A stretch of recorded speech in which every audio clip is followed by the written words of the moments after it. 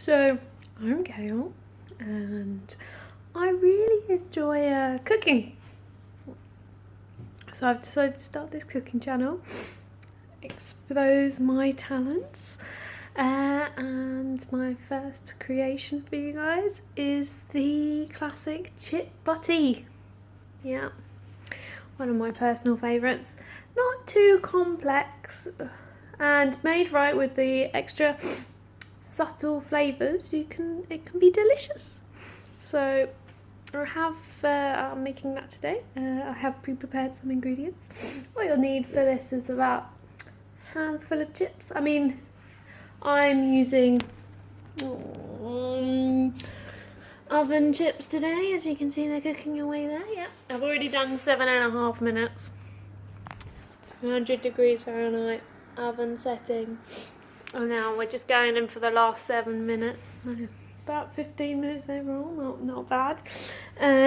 But you can use chip shop chips. You don't generally want to use them cold. I've not tried that. I've not reused it. Could be an option. I guess you could reheat them. Yeah, so that's one of the ingredients. The next very important ingredient is the bread. The butty part. I mean, some people use a bap or a roll or a bun. They're mental. Don't use that. That's not a good way. Because, I mean, like, I'm using whole wheat brown bread here for a bit of a healthy vibe. 2 slices. I have pre-buttered them. Flora dairy-free spread. Because it's the best. Yeah, so I'm using whole wheat to make it healthier, more fibre, better digestion. I'm a bit conscious like that. You can use artisanal bread. My partner uses Warburton's 5-seeded bread, which is okay. I mean, like, it's a bit fancy.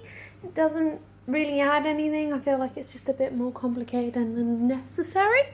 The classic is the white bread. White bread is a good choice. And I do indulge in the 2 white slices of bread occasionally. And oh boy, is it good. So yeah, and then as I said, just some butter to spread on top. I would suggest buttering both sides because it makes it moister. Otherwise, it can get a little dry, especially with the bread and the potatoes. But yeah, so butter both sides, and then you get the added benefit of the chips melting the butter, especially because they're tasty warm. So yeah, we got 1 minute 40 seconds. I think I'm gonna pause and come back because you don't want to listen to me for that long. So it's a bit further on in time now. We're doing the last countdown, last few seconds. Yeah, goes, and there we go. Oh, that's it. Done. I'm gonna turn the oven off, as I do that regularly without doing anything else. Now I'm going to attempt to get the chips out of the oven one-handed.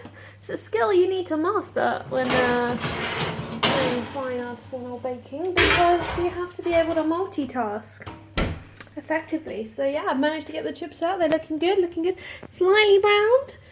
Partner would say they're probably a little bit underdone. I reckon they're really good for me. I personally like them. It's good soft to touch. Always a good sign. Maybe you like them a bit darker, just keep them in there for a bit longer. It's not a big deal. So, to do your preference. You know, it's your chip butty. Do it your way. So, I'm going to lay the chips on in a horizontal fashion. Some people prefer a bit of a slapdash method here, just throwing the chips on, whatever. Now, I appreciate that method. I think it's a great method. It really speaks to the roots of the dish. But, however, I don't know, I like to make sure there's good coverage. I have to say, I don't want to bite into a bit of my chip butty and there's no chip there. Why is that? Why would you do that to yourself? Why would you take that risk? I can't understand. So I like to make sure it's covered. It's just the way I like. It does make it a bit plain. It doesn't make it as exciting. So perhaps throw it on there. Perhaps if you fancy a bit of a riskier lifestyle than me, throw the chips on there. Oh, they're a bit hot to pick up. You can give them a second to cool down if you can't handle the temperature straight in the oven. That's perfectly normal for people that, don't use their oven that often. But as you'll see throughout my series, I do like to cook real food in real places. I don't like to, use artificial means of eating my food, So next week I will be doing my cooking over a live fire that I've set up in the middle of my living room, just like the Stone Age men. Okay, so chips are on the butty. Woohoo! They're a bit ad hoc, I guess because I'm doing this on the fly.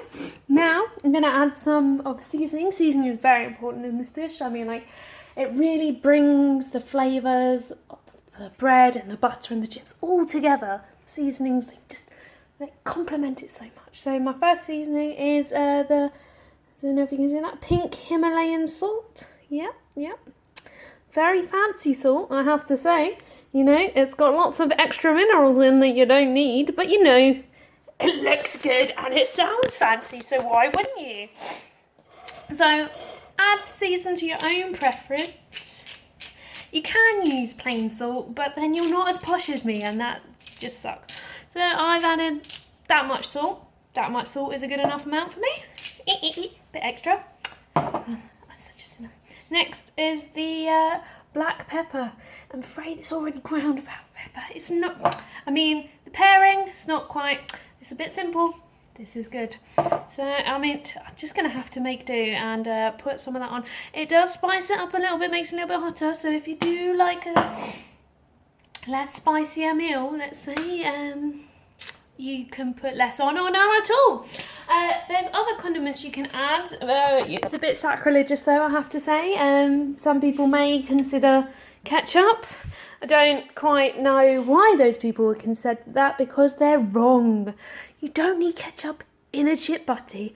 You have butter. So yeah, and now I'm just going to finish compiling my sandwich here. Oh, in case you didn't see it, there's the pepper and the salt on the chips. There we go, sandwich compiled. And then you can be a bit ad-lib here if you like, and chop up the sandwich into triangles or into tiny little squares if you're feeding children. That works as well. Or if you feel a bit like a child yourself. I am just going to go straight down the middle. Straight down the middle, that's the way I like it. Let's have a look at those layers, yeah? Have a look at those layers. Oh, look at that. Isn't it lovely? Delicious. Spot on.